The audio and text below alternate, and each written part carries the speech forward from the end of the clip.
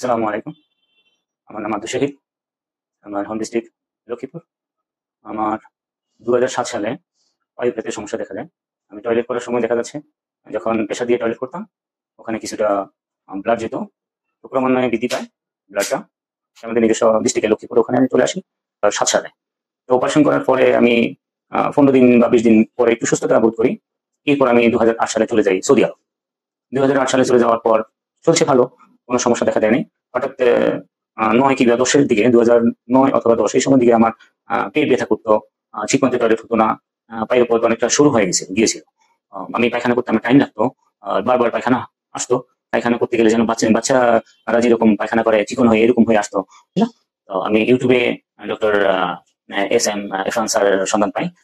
উনি আমাকে প্রথম দেখে আমাকে বললেন আপনার পাইপে 3টা সমস্যা আছে। 1 নম্বর সমস্যাটা হচ্ছে আপনার পাইপটা শুরু হয়ে গেছে। দ্বিতীয়ত সমস্যা হচ্ছে পাইপের নিম্নাংশে কিছুটা জায়গা গ্যাপ হয়ে গেছে, যার কারণে ওখানে আপনার মলটা আটকে থাকে, ক্লিয়ার হয় না। আর কিছুটা ফাইলস ছিল।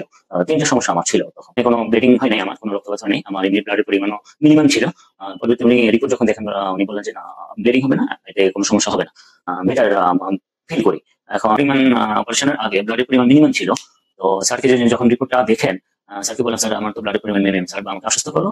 যেহেতু আমাদের অপারেশনটা লেজার অপারেশন, এটা উচ্চ মানের, তো এখানে কোনো ব্লিডিং এর কোনো সম্ভাবনা নাই।